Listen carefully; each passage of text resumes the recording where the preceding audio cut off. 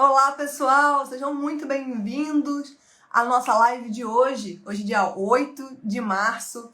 Feliz Dia das Mulheres para todas as mulheres que vão assistir com a gente. Karen chegou aqui com a gente, o Jumor entrou também. Sejam muito bem-vindos, muito bem-vindas. A gente vai hoje conversar com o professor Federico Martins, que já entrou aqui na live. Vou convidar ele aqui para fazer parte e conversar um pouco sobre essa questão dos processos, né? Então, deixa eu adicionar ele aqui. Para quem não me conhece ainda, meu nome é Michelle, sou coordenadora aqui do CJ e a gente vai passar hoje essa hora com uma conversa maravilhosa com o professor. E aqui, ó, o professor Federico Martins, que além de professor é juiz também da primeira região, né, do TRF da primeira região. Então, deixa eu ver, acho que eu já tinha aceitado. Aí, olá, Olá, professor. tudo Tudo bem? bom? Seja muito bem-vindo. Obrigado, Michele. Que satisfação estar aqui participando dessa live com vocês, viu? Imagina, muito obrigada por ter aceitado nosso convite. É um privilégio para a gente ter um pouquinho do seu tempo aqui para a gente conversar, entender mais essas diferenças do processo e ver Uhum, como a gente pode colaborar aí com outros colegas advogados que têm algumas dúvidas ou que estão começando agora na área previdenciária, né? com certeza. Aproveitar para explicar um pouquinho e tirar algumas dúvidas. Então, quem tiver dúvida pode ir deixando ao longo da live, a gente vai trazendo, professor, a gente vai respondendo à medida que elas forem surgindo. É por Isso, aí, né, isso. professor? Maravilha. Sim, eu queria primeiramente parabenizar o cálculo jurídico. Primeiro, especialmente por conta da própria existência do cálculo jurídico, que é, a meu ver, um fenômeno aqui, né, dos infoprodutos hoje que a gente tem no mercado em relação à assistência de ferramentas úteis para os advogados, mas não só para os advogados, né? Para professores como eu, para membros do Poder Judiciário, qualquer operador do direito, né? E é interessante que o cálculo jurídico ele não se acomoda, né? Ele está querendo realmente cada vez mais criar ferramentas, né? Tem uma veia ali de criatividade absurda eu fico muito feliz de ver esse tipo de empreendimento, esse tipo de criação, porque além de representar uma inovação, né, é uma inovação, digamos, totalmente assertiva para o mundo que a gente tem hoje, né, que exige uma certa fluidez, uma certa bastante, uma certa não, mas bastante compartilhamento de conhecimento. Hoje a gente não vive sem ter esse compartilhamento, e por isso que a gente está aqui nessa live também, né? Até fazendo um gancho assim, né? Eu estava olhando agora há pouco o site novamente e aí eu abri aqui na parte que vocês têm uma calculadora do ruído, né? Do nível de Sim, ruído ruído para fins normalizado. previdenciários, né? Eu achei assim fantástico, né? Porque é muito fácil, é um tema muito técnico, né? Você aferir Sim. níveis de ruído e você, o advogado tendo essa plataforma, ele simplesmente digita ali o valor, né? E já tem a conversão automática tanto para NHO01 quanto para a norma da NR15, né? A metodologia da Uhum. NR15, para você comparar ali o que é melhor. Eu achei fenomenal, né? Então, além de convidar todos aqui que continuem na nossa live, eu convido também que conheçam ainda mais o site Cálculo Jurídico, os meus seguidores que estão aqui, né? E é realmente fenomenal. Eu estou muito feliz de estar participando desse projeto com vocês também. Que maravilha. A gente agradece muito isso que o professor falou, tá na veia do cálculo jurídico, é criatividade, inovação e principalmente fazer com que os advogados, os operadores do direito, então o pessoal do poder público, todas as pessoas que estão envolvidas nesse processo possam ter mais clareza e que a gente possa ajudar no que a gente puder na parte de Sim, automatização, de ideias, de ferramentas que possam direcionar de forma mais clara, né, e contribuir aí para a justiça social, contribuir sim. para que as coisas possam correr de uma maneira mais fluida e mais natural. Dá muita alegria, é feito com muito carinho, falando do cálculo jurídico, tem muita gente que vai assistir, que está assistindo a live também. Então, agradeço em nome do time todo, professor, pelas palavras, e de Sim. fato, reforço aí o convite para quem ainda não conhece o cálculo jurídico, possa conhecer essas calculadoras, como essa do ruído normalizado que o professor falou, ela é 100% gratuita, dá para entrar lá e olhar, e tem calculadora de todas as áreas da área previdenciária, e enfim, de algumas outras também, e que é muito bacana. Esqueci de botar no modo Mas avião, desculpa. tudo bem, Recebi uma pessoal. ligação. Mas eu queria só também acrescentar mais uma questão, e Claro. eu faço isso com a maior motivação do mundo, como eu disse, que eu sou entusiasta mesmo do cálculo jurídico, e sempre falo para os meus alunos, eu falo por meu entusiasmo, né? A gente não tem nenhuma ligação, digamos, Não. comercial, né? Foi só um convite, eu falo porque eu sou entusiasta mesmo. E o cálculo jurídico ele tem cursos, né? Não só, não muita gente acha que pelo nome talvez o cálculo jurídico seria só uma plataforma de cálculo, mas também é uma plataforma de aprendizado, né? Porque tem cursos ali, tem artigos. Isso é fantástico também, muito legal. Eu inclusive usei com os meus alunos, né? Eu sempre compartilho tela, às vezes de aulas minhas. E agora em relação ao tema, tema da revisão da vida toda, que já é um gancho aí que a gente pode começar em assuntos jurídicos, Claro. né? E o cálculo jurídico, muito atento, já apresentou ali aulas, né? Já tem, inclusive, um botão para você fazer o cálculo da revisão da vida toda, né? E aí eu fiz um comparativo também ali, foi muito simples de fazer, eu simulei salários de contribuição até 94, usando o cálculo sem a revisão da vida toda, né? E deu uma RMI e depois eu calculei fazendo o comparativo, incluindo os salários de contribuição anteriores a 94, né? E foi legal porque, num primeiro momento, a gente viu que, num comparativo de um determinado segurado, não valia a pena a revisão da vida toda, né? E logo em seguida a gente fez de um outro e aí deu uma diferença. Não foi uma grande diferença, mas já valeu a pena ali apurar o valor da causa para fins de ajuizamento, né? Então, foi bem legal essa interface do cálculo jurídico para poder apresentar a tese da revisão da vida toda, que, eminentemente, né, Michele, a tese da revisão da vida toda, ela é dependente realmente de uma aferição aritmética, né? Claro que você tem que ter a percepção ali, eventualmente, de alguns períodos que você pode buscar uma verbação, antes mesmo de você pensar numa revisão da vida toda, porque a revisão da vida toda pressupõe que você tenha salários de contribuição anteriores a 94 e que esses salários de contribuição sejam atrativos, sejam altos, né?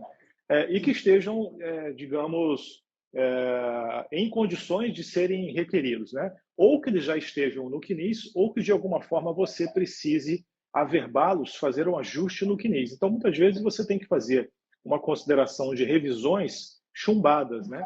Uma revisão de fato, para você incluir um determinado período de trabalho que não esteja no CNIS, né? Que esteja só na carteira de trabalho, por exemplo, junto com a revisão da vida toda, né?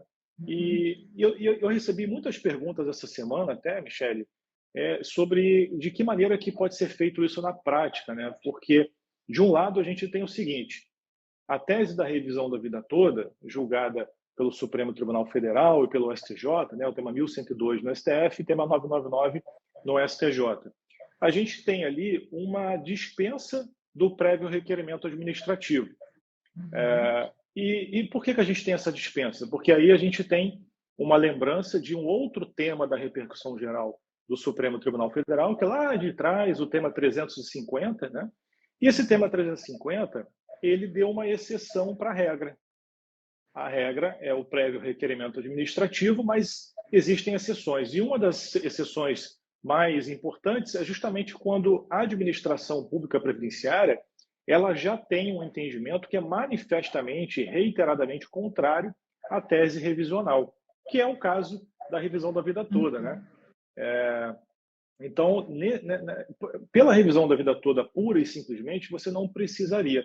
Só que aí a coisa começa a complicar um pouco às vezes, quando você tem também esses pedidos de averbação, que eu mencionei para você, que você, olha, você analisa o CNIS, né, você faz ali um planejamento, uma análise de planejamento previdenciário, e aí eu faço até um parênteses que o cálculo jurídico também tem essa ferramenta de planejamento previdenciário, que é das mais úteis também, se não indispensável hoje. E eu até queria falar um pouco mais sobre planejamento previdenciário logo após essa parte da tese da revisão da vida toda. Então, você faz ali esse planejamento, né? E se você percebe que existem períodos a serem averbados, aí fica a dúvida, bom, e agora? Há uma averbação, por exemplo, para a inclusão de um tempo anterior a 1991, ela é aceita a princípio, né?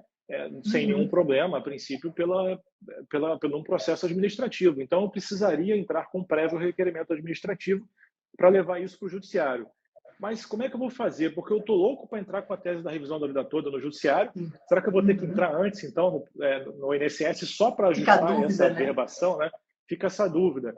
Então, eu tenho Uhum. orientado da seguinte maneira: bom, se esse período que você quer averbar para fazer corpo, digamos, para a tese da Uhum. revisão da vida toda, se você quiser averbar apenas para fins de aumentar o PBC dele, né, e você Uhum. reconhecer os salários de contribuição e não fazer isso, não pedir essa inclusão para, por exemplo, um aumento do tempo do requisito tempo de contribuição ou mesmo do requisito carência, em alguns casos, você, a meu ver, você pode entrar direto com a ação judicial, porque Uhum. você está fazendo ali esse pedido de revisão de fato de maneira totalmente chumbada e essencialmente Uhum. ligada à tese da revisão da vida toda, né? Então, Perfeito. nesse caso, você não tem interesse a inclusão de um tempo de contribuição apenas para você, talvez, conseguir o tempo mínimo para aposentadoria por tempo de contribuição com base na regra do direito adquirido, né? Uhum. Então, se você já tem todo o seu tempo de contribuição, se você já tem todo o seu tempo de carência, se você não se preocupa com isso, você quer só encorpar o salário de contribuição, você pode ir direto para o judiciário. Não precisa fazer um prévio requerimento administrativo, né? Essa é uma primeira percepção. Uma segunda percepção que pode ser levada em consideração também é que faça-se o pedido de revisão da vida toda, né, junto com esse pedido de averbação, né. Pode ser que um determinado entendimento do juiz entenda que não há problema. Pode ser que ele entenda que aquilo ali é uma questão prejudicial ligada à revisão da vida toda e ele vai aceitar, né? Se de alguma maneira ele sinalizar, porque tem que sinalizar, né, de acordo com o CPC desde 2015, não pode ter uma decisão surpresa. Você tem que dar prazo para se manifestar sobre algum ponto antes de decidir sobre a extinção do processo, né? Então, se o juiz de alguma forma sinalizar que isso não será possível, porque está ferindo uma condição da ação, que é o interesse de agir em relação a essa averbação de fato, você pede a suspensão do processo, pede a suspensão do processo, né? O processo vai ficar ali, você já resguardou os efeitos financeiros com o ajuizamento, né, com a citação, talvez, e leva esse pedido de averbação de fato para o processo administrativo, né? Esperando que ele seja resolvido no mais das vezes o quanto antes, esperamos nós o quanto antes, né? Então essa é uma percepção, Michele, que só quem está ali, digamos, manuseando mesmo ali a tese da revisão da vida toda, conjecturando ela nas aulas, com os alunos, batendo papo e tal, que surgem esses assuntos, né? E Uhum. para eu não falar muito, eu queria só falar mais uma coisa da revisão da vida toda, mas eu vou passar a palavra para você, que me lembrei de mais uma questão da revisão da vida toda que é muito interessante, mas eu quero falar, quero deixar você falar agora. A gente quer te ouvir muito, professor.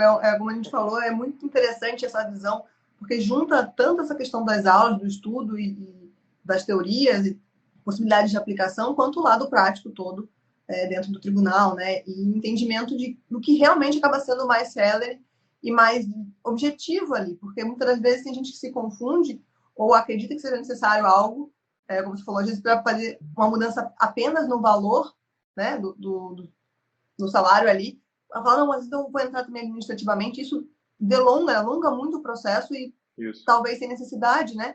Então, esse primeiro exatamente. ponto foi muito importante, eu acho que para muita gente esclareceu, assim, e deu um bom norte, porque, É. de fato, agora a revisão da vida É. toda, a gente tem visto no cálculo jurídico, né, todo o crescimento, a busca, muito como você falou pelo curso, né, muita gente tem vindo assistir o curso É. do Gabriel de Paula e Legal. materiais, então tá muito O legal. Gabriel é muito bom mesmo, Gabriel. Eu assisti também as aulas dele. Mas isso, sim, é legal a gente apontar essas, vamos dizer, inconformidades com o ideal, né? Porque a gente idealiza a revisão da vida toda dentro de um mundo perfeito, né? Nossa, vou pegar ali aquele quinis que está lindo, maravilhoso, e eu vou pegar um quinis aqui de um segurado que foi diretor, um alto executivo ali na década de Sim. 80. Mas na maioria das vezes isso não vai acontecer. Você vai ter que tentar cavar ali, você vai ter que construir. A tese da revisão da toda é uma tese que muitas vezes ela é inacabada, ela é incompleta porque ela se preenche com essas averbações, com outras revisões de fato, né? Inclusive, a questão, por exemplo, da revisão do IRSM de fevereiro de 94, me perguntaram se ela é inclusa no cálculo da revisão da vida toda, e sim, tem que ser, tem que estar incluída. O cálculo jurídico, inclusive, já coloca esse índice do IRSM no índice de cálculo ali da revisão da vida toda, né? Então, ela é chumbada. Agora, uma outra coisa que eu lembrei que me perguntaram essa semana também é sobre quando você encontra vínculos anteriores a 94 que estão na carteira de trabalho só, não estão no CNIS, então você precisa requerer o reconhecimento ali deles, né, de alguma forma, e você não encontra, na verdade, na carteira de trabalho está o salário anotado em horas. Você não tem ali a anotação do salário. Então, de um lado, vamos imaginar, você tem só a CTPS com essa anotação, você não tem ficha financeira, você não tem extrato de fundo de garantia, você não tem nada que comprove a remuneração dele mensal. E aí me perguntaram, bom, como é que eu vou considerar, eu vou fazer, o que eu devo fazer? Eu vou considerar só o valor da hora e multiplicar, né? A conclusão que nós, inclusive conversando com uma outra professora que faz parte do nosso corpo docente dos nossos cursos, nós evoluímos o pensamento aqui de que a gente deve imaginar, bom, se é um segurado empregado, ele está umbilicalmente ligado, ainda naquela época que já existia a CLT, claro, desde 1943, ligado à proteção de direitos mínimos do trabalhador, inclusive à proteção da jornada mínima, né? Mínima e máxima. Então, salvo específicas profissões que tinham já naquela época uma carga horária distinta, né? Regra geral, o horário, a jornada diária é de 8 horas, né?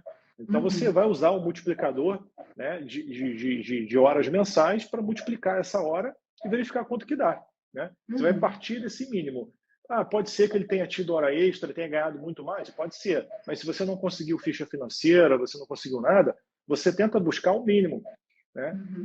E nesse caso, não vale a pena a gente usar a regra dos normativos previdenciários que nos dizem que, com relação ao salário de benefício, quando você não encontra a comprovação da remuneração, você usa o salário mínimo como referência. Não vale a pena. Por que não vale a pena? Ora, a tese da revisão da vida toda é para usar altos salários de contribuição anteriores a 94, né? Então, não vale a pena você partir para esse caminho. Você tem que partir para a fundamentação de que aquela hora, aquele valor do salário ali por hora deve ser multiplicado pela jornada mínima da época, que já era de 8 horas, né? Inclusive, a gente tem a questão do trabalho intermitente, ela é recente, né? Da reforma de 2017. Então, fora de cogitação que na época tivesse algum tipo de trabalho, né? Jornada parcial, salvo engano, também veio incluída em 2001. Então, fora cargos específicos, você vai buscar isso aí. Eu acho que é uma boa saída de argumentação para se levar isso no judiciário. Eu acho que eu não orientaria ninguém a jogar a toalha, né, se tivesse só a carteira de trabalho com o valor da hora ali. Pelo contrário, eu acho que já é maravilhoso. Inclusive, eu até mencionei com os colegas do curso, né? Se você quiser tentar ainda comprovar, ou pelo menos robustecer essa tese, por que não usar também uma prova testemunhal, já que, a meu ver, você já tem o início de prova material pela própria CTPS, né? Você já tem a carteira de trabalho que já é o início robusto de prova material, né? Então, esses dois pontos, Michele, foram assim, sensacionais de percepção dos alunos, sabe? Não, e é muito bom poder compartilhar com quem está assistindo a gente aqui, porque talvez muita gente tenha ficado nessa dúvida, né, de encontrar as informações ali pelo caminho. Falar, bom, mas para onde eu levo? Será que eu deixo de usar uso o que está na gestão normativa? Porque, na verdade, esse caminho de construção é que vai ser feito mesmo, como você falou, em todas as análises, né, da revisão da vida toda. Então, como é muito importante que façam as simulações e com base em todas as fundamentações, que muitas das vezes não estão explícitas, mas elas podem ser concatenadas ali para que crie algo dentro de um cenário completamente lógico e que já era mesmo muito plausível, né, dado a CLT e todos os outros caminhos. Então, é muito interessante, que pode ser até que esse valor por hora, em algum momento, seja próximo ali do salário mínimo. Então, talvez valha a pena fazer a simulação, mas é raro que isso aconteça, né? Normalmente, nessas considerações por hora, eu acredito que o que o sistema encontrado com os outros alunos serão salários bem maiores que o salário mínimo da época. assim, os especialistas em direito do trabalho aqui podem acrescentar, mas, salvo engano, naquela época era muito comum anotar na carteira de trabalho o valor do salário por hora. Então, eu acho que isso é uma coisa corriqueira, inclusive. E por isso que a gente não tem que enfrentar de alguma forma, construir alguma forma de enfrentar isso, né?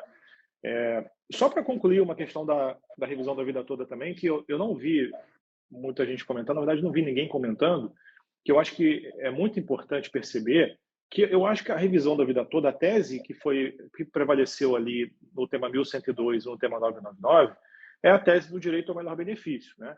Não foi só a tese, não foi só a tese de que podem ser incluídos os salários de contribuição anteriores a 94. Não foi só isso. Por que eu digo que não foi só isso?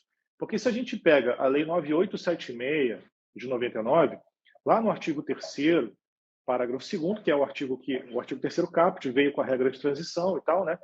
Mas ele não é só o caput, ele tem o parágrafo 2º também, que traz o divisor mínimo, né? E o divisor mínimo, ele está dentro da regra de transição.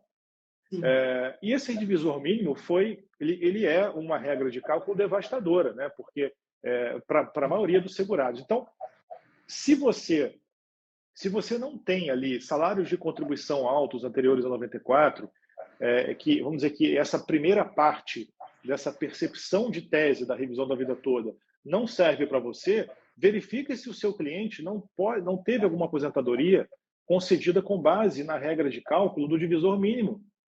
Porque você pode afastar essa regra do divisor mínimo, né, por conta dessa tese. Isso não está sendo falado, Michele. Eu não vi os colegas comentando sobre isso, e é uma grande percepção, porque, na verdade, a tese da revisão da vida toda, a ratio decidente que foi formada ali nesses dois julgamentos, ela se desdobra nesses dois caminhos possíveis, tanto de inclusão de salários de contribuição anteriores a 94, quanto de exclusão do divisor mínimo, ou mesmo os dois, né? Enfim, numa mesma ação, para que seja atingido um cálculo melhor, né? Então, assim, é muito importante perceber mesmo essas minúcias. Eu acho que é por isso que o tema da live é os segredos, né, do processo judicial e administrativo, porque não são segredos, na verdade, né? Nós estamos contando aqui, na verdade, vamos dizer, percepções que nós, como facilitadores, claro, né, estamos à frente aqui. Nós é que temos que mostrar esse caminho para vocês. Então, nós revelamos, então, o segredo para vocês dessas percepções, né?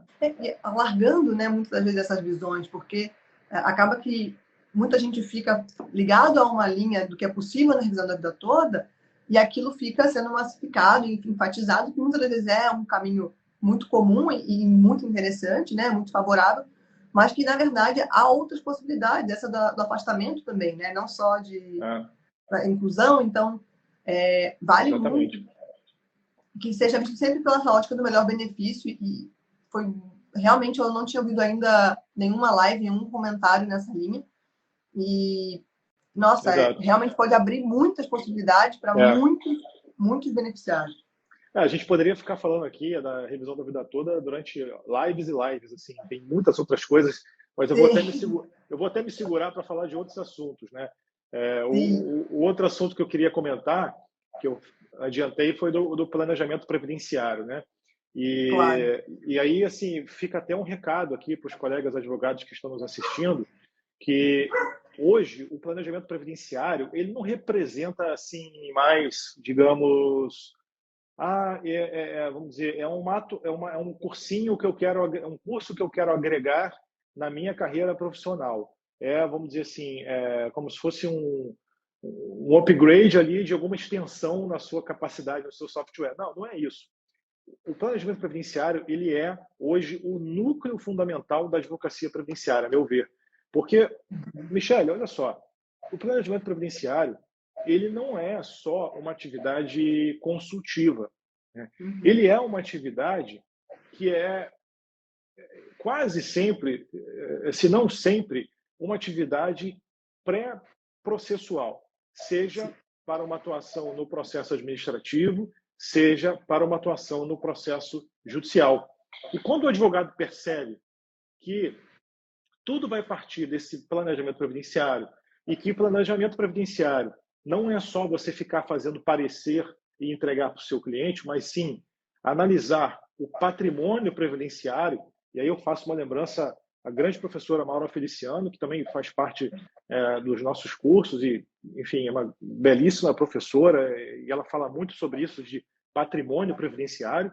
E eu não esqueço dessa frase porque ela representa muito bem todo o objetivo do planejamento previdenciário, que é você fazer um diagnóstico desse patrimônio e verificar, ainda que ele não esteja ali totalmente escrito no CNIS, verificar de que maneira que ele pode ser totalmente preenchido, totalmente resgatado, completado.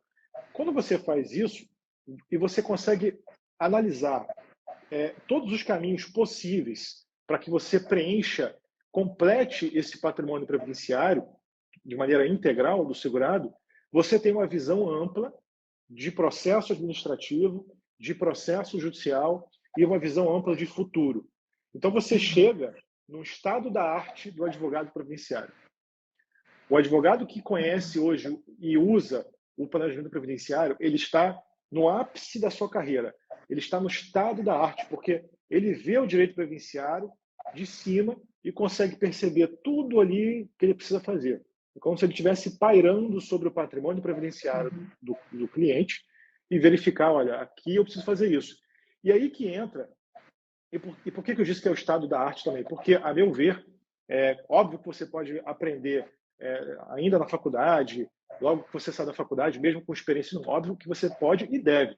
Mas ele é o resultado também de uma qualificação profissional profunda do advogado em relação a esses segredos que nós estamos tratando aqui de processo previdenciário administrativo e processo judicial. Porque se ele não tem essa qualificação profunda e segura sobre todos esses segredos, ele não vai conseguir analisar de cima esse patrimônio previdenciário. Nós falamos aqui de uma averbação de fato, por exemplo. Se ele não conhece isso, se ele não sabe, por exemplo, que ele pode averbar um tempo rural remoto e contar esse tempo rural remoto como tempo de contribuição e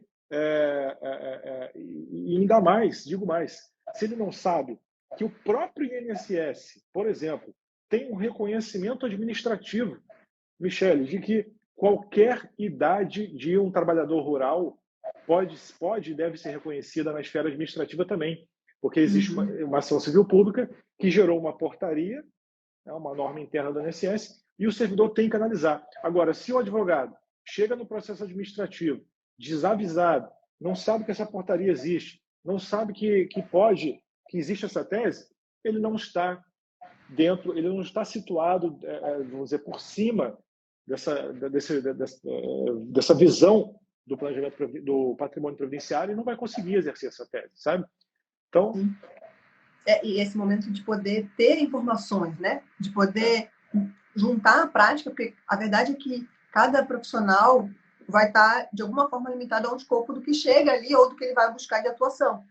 Mas sim, esse momento de troca, em que tem as aulas, em que tem as palestras, as lives, enfim, são momentos de trazer também essas outras referências que, por alguma razão, não chegaram. Pode ser que não tenha tido um caso ainda assim, ou não tenha tido acesso a uma informação como essa, que muitas vezes parece realmente segredo, né, como você falou, mas que, na verdade, tem a ver com esse compilado ali de possibilidades que foram sendo descobertas e trocadas.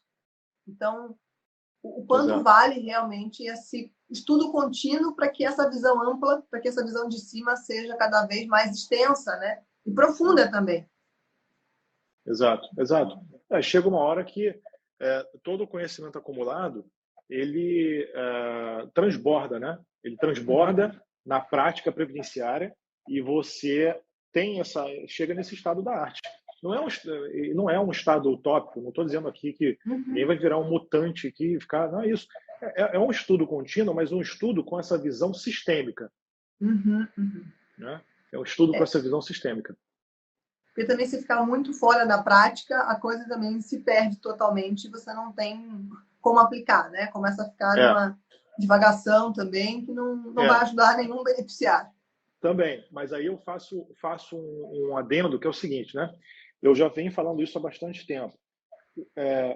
eu sou entusiasta da prática, minhas aulas também são voltadas para a prática previdenciária, mas é muito importante, hoje, no pós-reforma previdenciária, que, na verdade, desde a medida provisória 871 de 2019, da mini reforma previdenciária e tal, que se o advogado não entender as bases jurídicas do direito previdenciário, do ponto de vista de um raciocínio lógico jurídico também, de conhecer a teoria também, ele vai ficar, vamos dizer, ele vai ter uma atuação muito mecanizada e não vai conseguir se livrar, às vezes, de amarras que a nossa legislação está fazendo, né? Eu vou te dar um exemplo, né? Nós sabemos que o salário, e isso assim, estou dizendo porque dentro desse exercício, dessa capacidade de raciocínio lógico jurídico, né? O advogado ele tem então a possibilidade de criar teses, de enfrentar essas restrições normativas que estão surgindo, que se ele ficar só na prática, ele não vai sair do lugar, né? A prática que eu digo é o seguinte: olha, existe um método, um procedimento administrativo que você vai fazer isso vai entrar no meu INSS, vai fazer tal. Ok, isso é essencial. E essencial. O advogado que não sabe isso não é essencial. Agora, se ele ficar só nisso, se ele não aprender a raciocinar, se ele não aprender a usar a inteligência dele previdenciária para sair de locais de aperto, locais normativos de aperto, ele vai ficar na dele. Um exemplo: se você pegar a Instrução Normativa 77 de 2015, você vai encontrar lá que só se pode fazer o pedido de salário maternidade dentro do prazo de 5 anos. Né? Porque o que se entendeu? Entendeu ali que isso você não encontra no Decreto 3048, você também não encontra na Lei de Benefícios, só está na IN.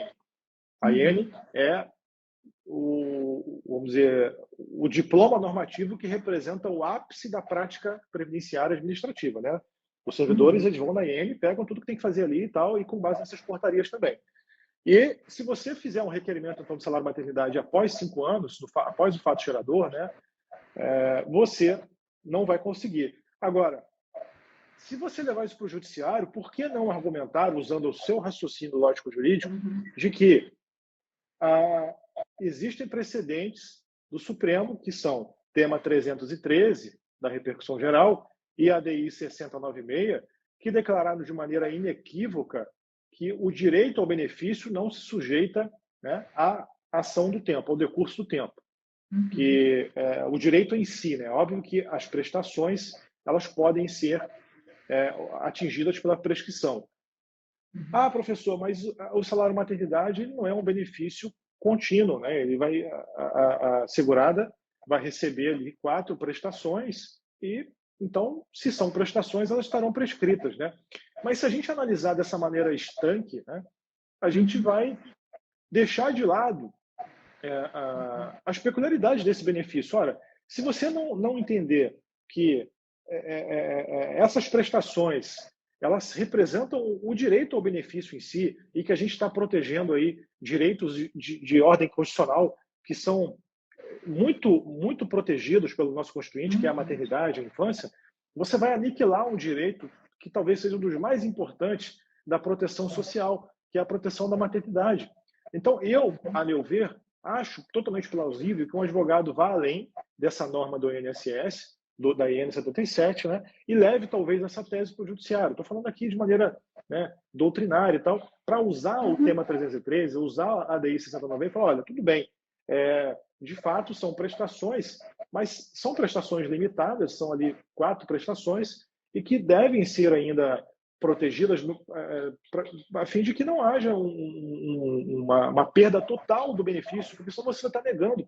Quer dizer que um direito à pensão por morte, né, por ser um benefício permanente, contínuo, ele tem essa proteção lá daqueles temas jurisprudenciais, então ele não se sujeita à decadência e tal, só à prescrição, né? Mas e o salário maternidade? Né? Então, são questões como essa que o advogado precisa também evoluir também o pensamento dele, sabe?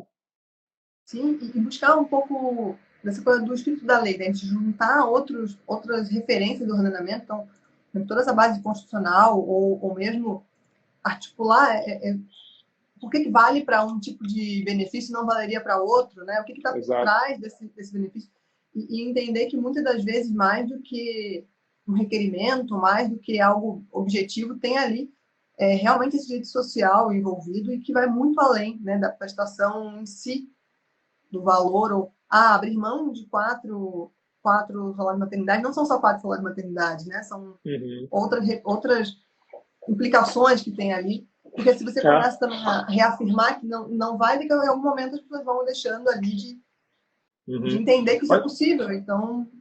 olha só uma questão que também, Michele, que uma vez eu tive, analisando um processo, eu tive um insight, que eu também não vi essa tese ainda, mas eu acho de todo plausível.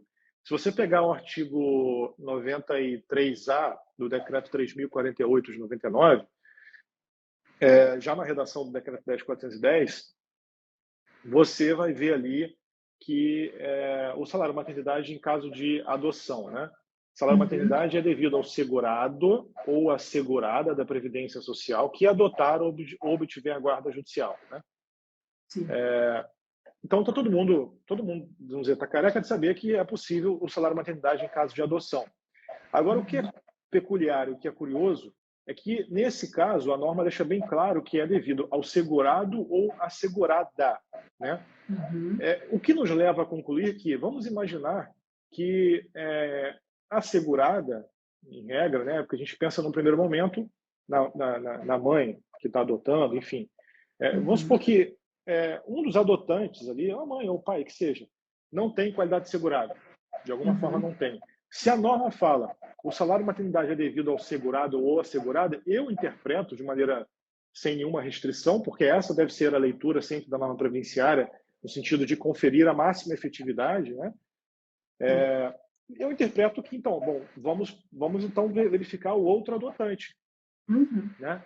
E por que isso, Michele, não é aplicado no caso do salário maternidade da mãe biológica comum? Porque eu já peguei casos assim que a mãe não tinha a qualidade de segurado, ela requereu o salário maternidade, não tinha, e via de regra o benefício seria indeferido, tá? Mas o pai trabalhava. Sim. O pai trabalhava, eles compunham o mesmo grupo familiar, a criança estava registrada. Então a gente vê aí uma nítida, um descrimen da norma que, a meu ver, não é razoável. Conferiu-se uma proteção maior ao filho adotado em relação ao filho que não é adotado. Isso está ali nas entrelinhas da norma e eu nunca vi ninguém falar sobre isso. Outro ponto extremamente curioso, porque soa mesmo como incongruência, né? Assim, por que poderia, né, para um filho não poderia para outro filho? Daí entra numa discriminação entre filhos que é tão recriminada e que não se pode, não se deve levar adiante, né? Pois é, eu até, os colegas estão nos vendo aqui, olha, eu desafio aqui, se alguém achar alguma norma que dê para falar, olha, no caso da mãe não ter cuidado segurado, o pai vai assumir. Não, eu desafio, me manda aqui. Agora, do adotante, tem, claramente essa regra. Perguntaram até aqui para a gente se há algum precedente dessa questão do salário maternidade depois do decurso dos 5 anos. Não existe, porque eu falo, os advogados não estão aproveitando a capacidade argumentativa que eles podem. Os advogados estão acostumados hoje em dia a receberem, vamos dizer, o prato quente.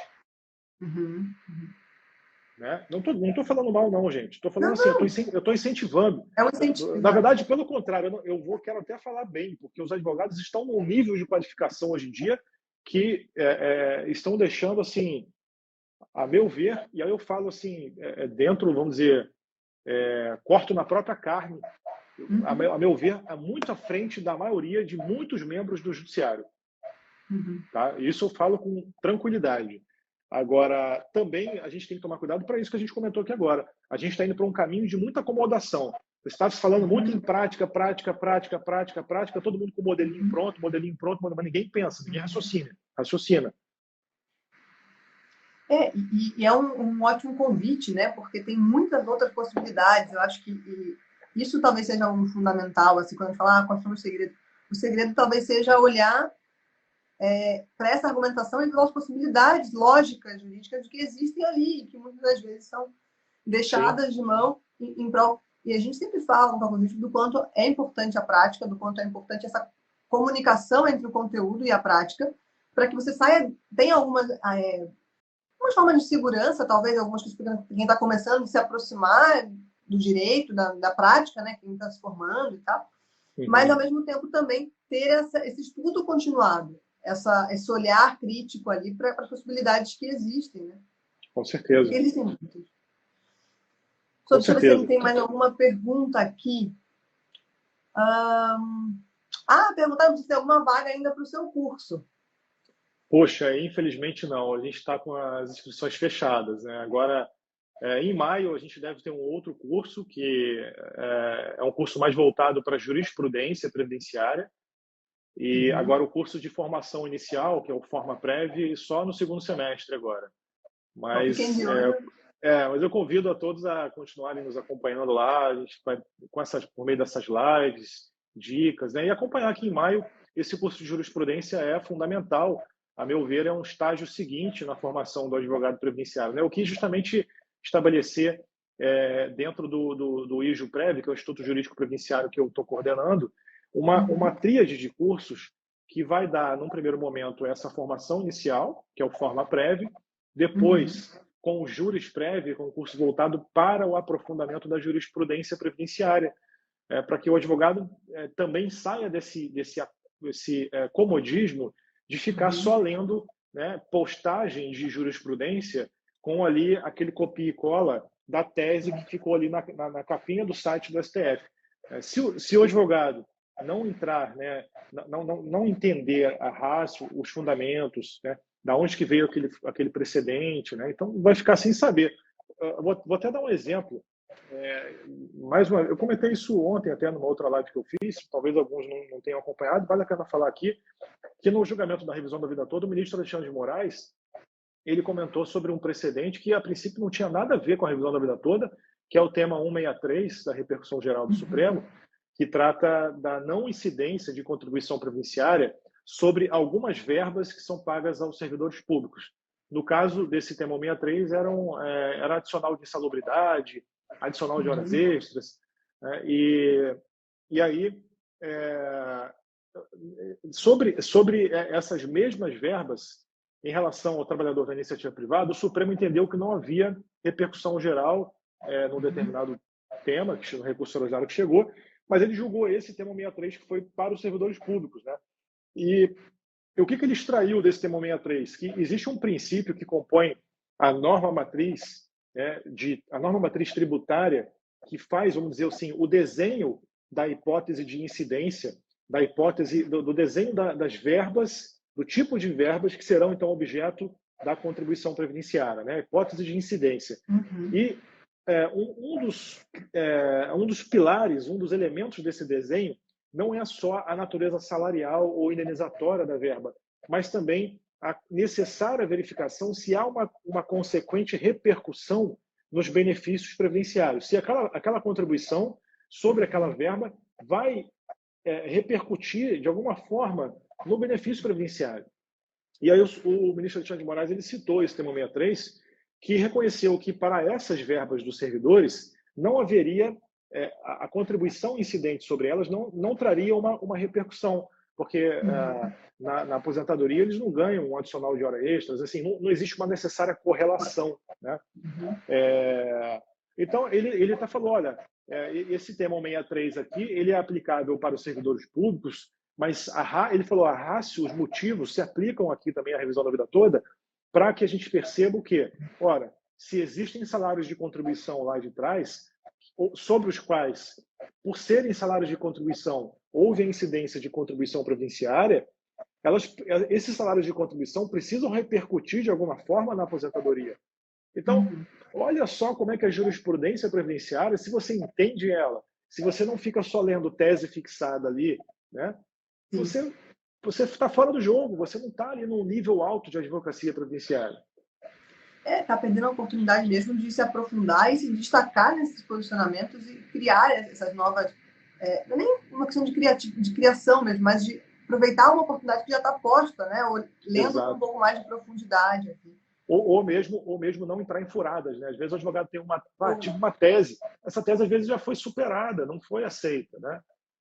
Sim. Esse trabalho com a jurisprudência e a leitura não só do que está na capa ali faz muita diferença, né? Para que essa minúcia seja porque é isso, às vezes você vai sair de uma cilada, vai sair de uma coisa... Não, eu tinha uma ideia muito boa, parecia muito Sim, boa, até que já tivesse um julgado ou um posicionamento exato. contrário, e daí você vai É, perder o tempo, perder a argumentação e depois ficar... sem dúvida. Até Essa semana mesmo eu estava com meu, tava no PJE aberto, vendo os processos e surgiu uma sentença que eu fui analisar, que, salvo engano, eu acho que era de uma tese para reajustamento da RMI com base no salário mínimo, que eu teria o índice adotado para o reajustamento, o INPC teria acumulado ao longo de vários anos, tal, teria sido inferior ao índice do salário mínimo, tal. Essa tese foi já superada pelo Supremo Tribunal Federal, né? Tema 996, se eu não me engano, do Supremo. Vou ver aqui. Mas, enfim, foi superada, né? Então, a pessoa vai entrar com uma ação dessa para perder tempo e perder dinheiro, né? A não ser que tenha má fé para tirar alguma, que eu não acredito que seja isso. E frustra também o cliente, né? A pessoa que está ali tentando, que ela não entende se é possível ou não, e ela acaba até dando um voto, ela dá sempre um voto de confiança para o advogado, né? O Sim, advogado tem essa correlação intrínseca de confiança, e depois ela entende, poxa, mas se ele tivesse percebido, isso se a pessoa conseguir também entender que foi isso que aconteceu, né? Mas exato. é, É o tema, eu achei aqui, o tema 966 do Supremo Tribunal Federal, que ele estabeleceu aqui a tese, deixa eu abrir aqui.